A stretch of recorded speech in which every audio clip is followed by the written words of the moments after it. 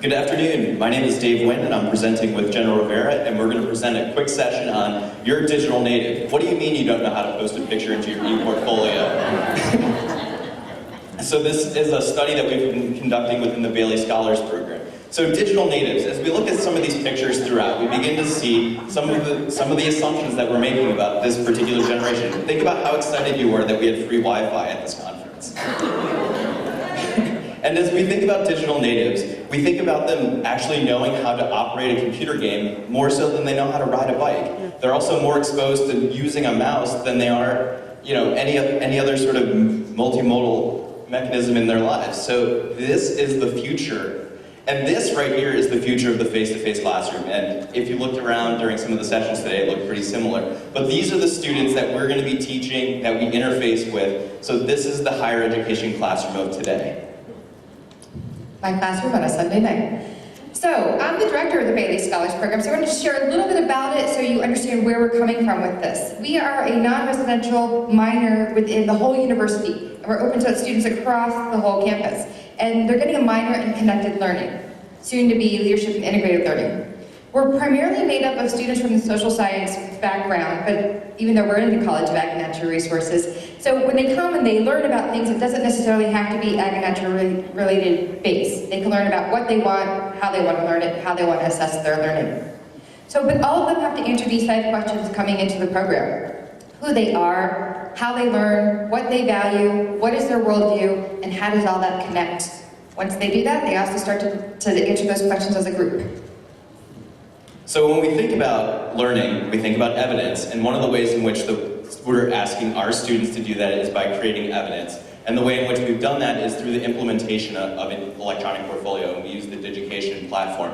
So for this study, we conducted 16 semi-structured interviews and also had 42 open-ended survey responses with students about their experiences with ePortfolio. And we found some really interesting and unique things that we want to talk to you about, because it calls into question a number of things. It calls into question a number of the assumptions that we make, the resourcefulness of students, and also the different ways in which they compartmentalize their life. And we hope to illustrate this by using a couple of quotes from our students. So this is one of the most salient things that we learned, is that students said they're bad at technology, they're bad with computers. But what do we assume? We assume digital natives are the ones with the laptops out in front of them, ready to go, ready to learn, ready to engage with the information.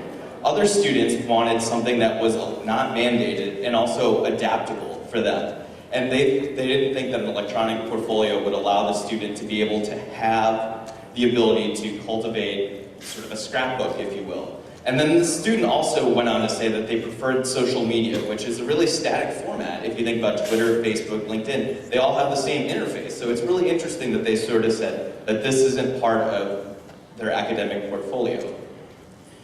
Another student, on their first try with the electronic portfolio, found a lot of problems, and they couldn't figure out how to find their username or their password. But I bet if I put a Facebook profile up in front of them, they would know exactly what to do, where to enter their email address, and so forth.